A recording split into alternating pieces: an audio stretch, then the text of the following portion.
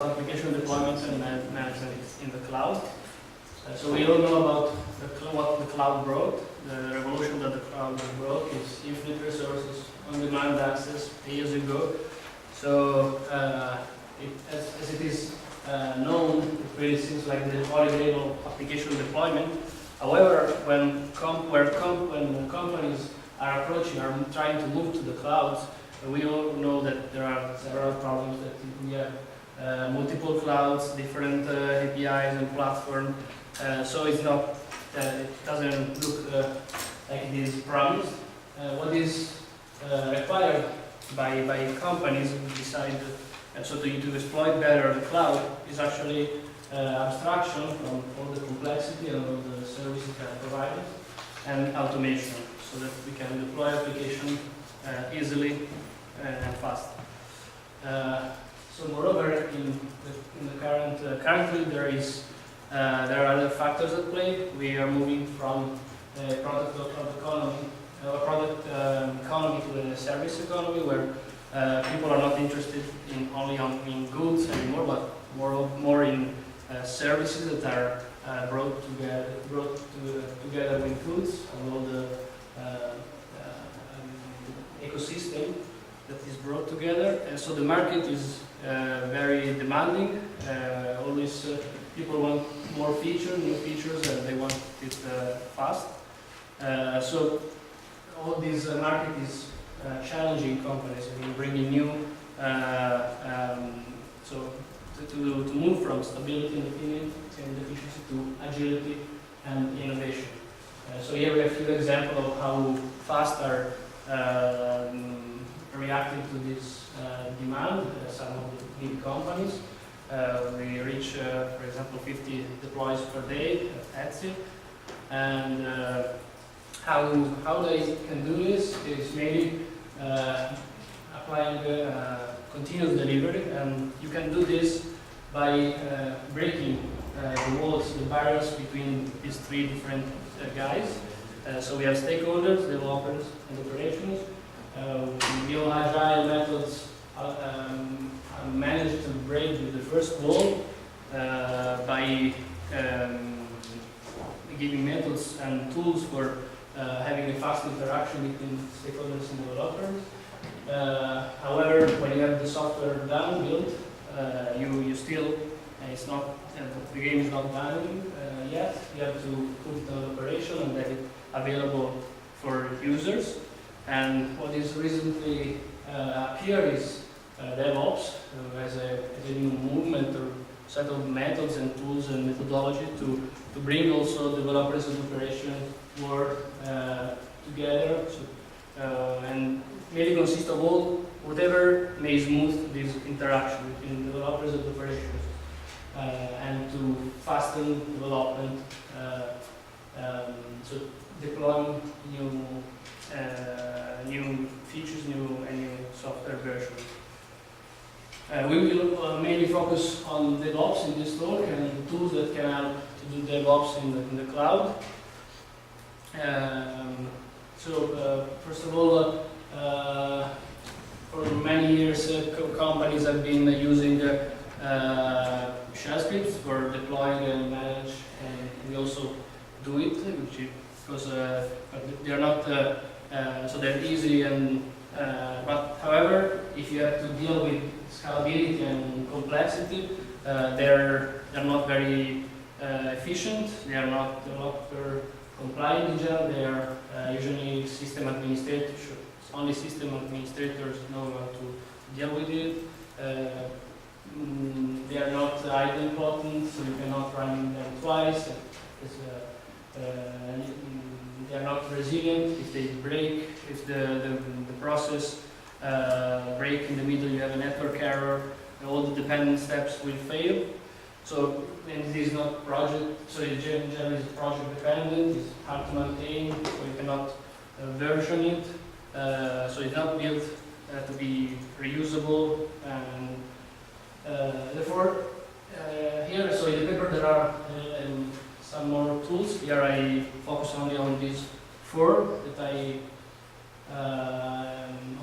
overviewed, maybe based on the documentation available online. These tools are used by companies today to deploy and to the cloud. So, first of all, Puppet is probably the most famous DevOps tool. It was born in 2005 as an open source project, and the aim was to bring automation, like they have at Google, for example, but to companies that don't have the kind of investments on development, so they cannot build their own automation systems.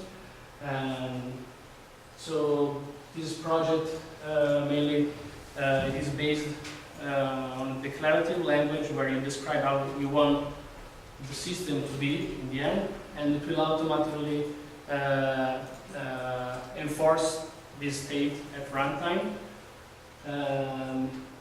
Today, this Puppet is used by several companies, small and also big ones, like the ones here, but there are several more. And it was recently integrated with cloud, so that you can, with several cloud providers, so that you can actually deploy easily Puppet nodes on different cloud providers. So here is an architecture, visual architecture of how Puppet works. You can install Puppet also as a standalone node when you where you upload your recipe, so your configuration on all of these nodes, and they get configured. However, if you have to deal with several resources, several servers, this is the proposed architecture, where you have a Puppet master and several Puppet nodes that are installed on the servers to be configured. And the user will upload the recipe to the Puppet master, and the different Puppet nodes will periodically pull the configuration for they have to enforce from the Puppet master, and the Puppet master will send back what they have to do for configuring. So another tool that I studied, that I wanted to present, is Vagrant. This is a more recent project that was again another open source project started in 2010. So the main objective of Vagrant is to bring to create a virtual environment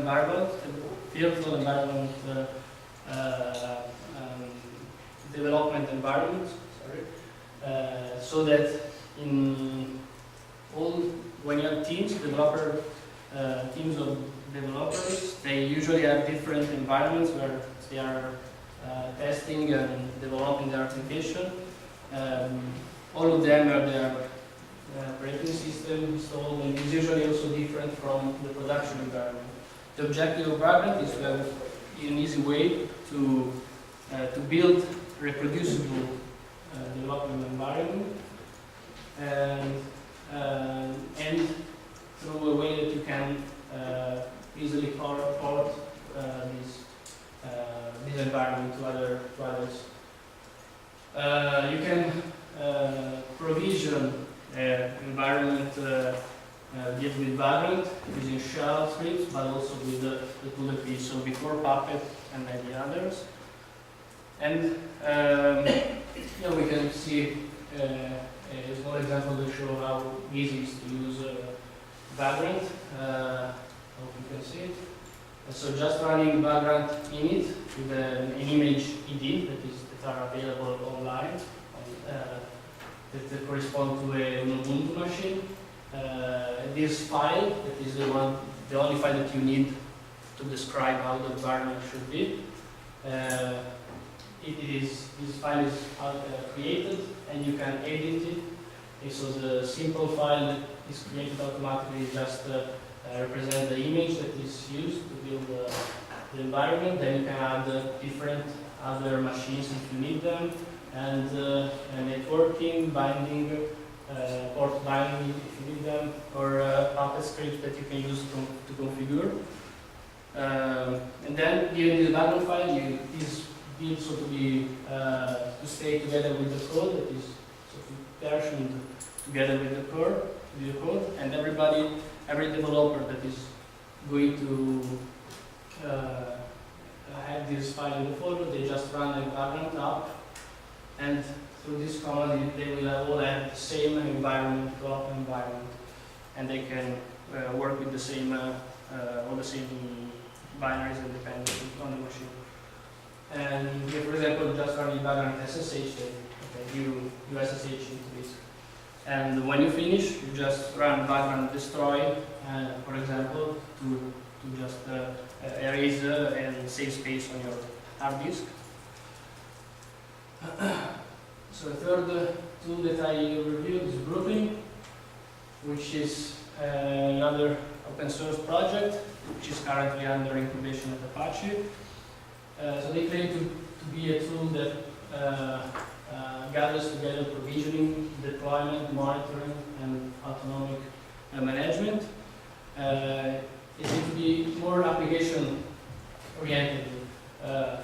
So you have only to focus on the system and maybe on the management of your application without bothering about details of the cloud resources. You describe your model through YAML blueprints, so using YAML language, where you define all your entities that you need the dependency between them, and you specify the management policies you need. Then deployment is performed using other existing tools that I talked about in the paper, which are Apache JCloud and Apache Mir. Apache JCloud is a Java library for accessing Java Cloud API, cloud-specific API in a higher level, so abstracting from the specific APIs. And Apache Mir is a tool, a Java tool for orchestrating deployment of distributed application on the cloud.